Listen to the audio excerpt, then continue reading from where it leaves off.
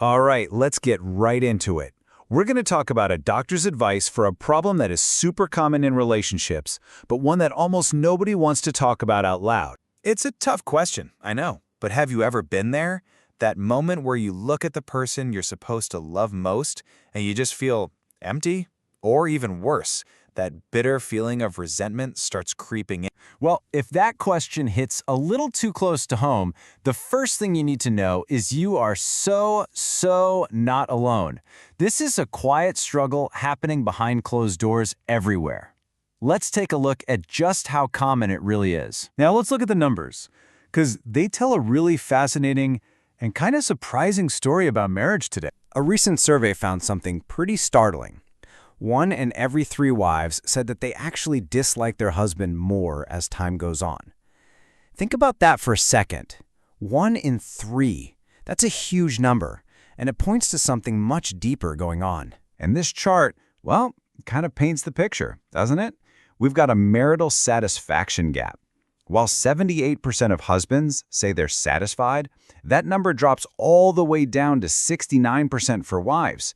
This really highlights that growing feeling for a lot of women that, hey, I'm putting a lot more into this relationship than I'm getting out of it. So, where's all this frustration coming from? Well, the reasons probably sound pretty familiar. Things like, we just don't see the world the same way anymore, or a partner becoming too self-centered, or arguments over money and financial responsibility. These are the big ones. So you see, this isn't just about individual fights over who does the dishes. It's about a much bigger challenge that's woven into the very fabric of our modern relationship. Experts talk about this timeline a lot. You've got that initial magic, the honeymoon phase, that chemical rush of falling in love. It tends to last about 3 years. And after that, well, that's when the real, actual human relationship work begins. And that real relationship is never just one thing. It's more like it has seasons. You're going to have these beautiful periods of harmony, but you're also going to have inevitable times of discord and conflict. And sometimes you might even go through phases of feeling really isolated. The trick is to understand that these are just seasons and they cycle. And this is where psychiatrist Dr. Lee Hoo-kyung's work gets so interesting. She says that when that magic fades and the seasons start to change, you don't need to try and force some spark back. What you really need is a clear, practical doctor's prescription for your mind. And that's exactly what Dr. Lee gives us. It's a really powerful 3-part framework to help you diagnose and, more importantly, treat that resentment that can feel like a poison in a relationship. Okay, so here's the prescription. It's super direct. Number 1, unleash your anger. Number 2, abandon your fantasies. And number 3, learn to stand alone. Now, I know some of those might sound a little scary or counterintuitive, so let's break down what they actually mean. Okay, first up, the key here is that resentment isn't some mysterious emotion. It's just anger that you've swallowed and let fester. Dr. Lee says you have to let that anger out, but, and this is the important part, you do it without hatred. It's not an attack. It's a clean expression of what you're feeling. This points to a wild truth that a lot of us get wrong. We think avoiding conflict keeps the peace, but it actually starves the relationship.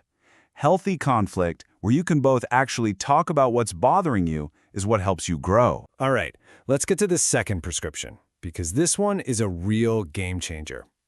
Dr. Lee argues that a lot of resentment comes from this suffocating fantasy that you must feel love for your partner all the time.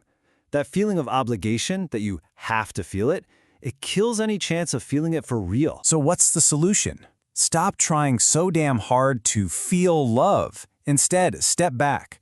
Go find joy for yourself on your own terms. Because when you're genuinely happy as a person, you'll naturally have something good and positive to bring back and share. And this leads us right into the final and maybe the most profound prescription. Resentment is born from dependency. It's born from that fairy tale idea that another person is supposed to complete you. Dr. Lee is really clear. No one can ever fully fill up the empty spaces in your heart. The goal here is to learn how to stand on your own 2 feet. Dr. Lee uses this incredible image of a rhinoceros's horn to describe it. This isn't about being lonely. It's about being powerful, self-reliant, and free. A true partnership isn't 2 halves making a whole. It's two whole individuals choosing to be together. So when you take these 3 prescriptions and you put them all together, you end up with this whole new, much healthier way of being in a partnership. Dr. Lee calls it together as if alone. It's really the art of balancing these two things, your own personal freedom, your alone life, with the together life of building something new with your partner. And just look at how these two sides feed each other. The alone life isn't selfish. It's about taking full responsibility for your own path, your own happiness. And that strength is exactly what you bring to the together life. It allows for a real harmony, a shared creation between 2 strong people, not 2 needy people leaning on each other. And it's right there, in that balance, that dance between yourself and the two of you, that's how you find your way back to each other. Not as dependent halves, but as strong whole partners who choose to be together. So in the end, maybe the goal isn't to get rid of all the bad feelings. Maybe it's just to understand that love, and yes, even hate or resentment, can be 2 sides of the very same coin. They both prove that the connection you have is powerful and that it matters. And that's the thought I want to leave you with. Instead of fighting against whatever difficult season you might be in, what if you tried this prescription? What new season, what totally new kind of growth and connection might you discover is waiting for you?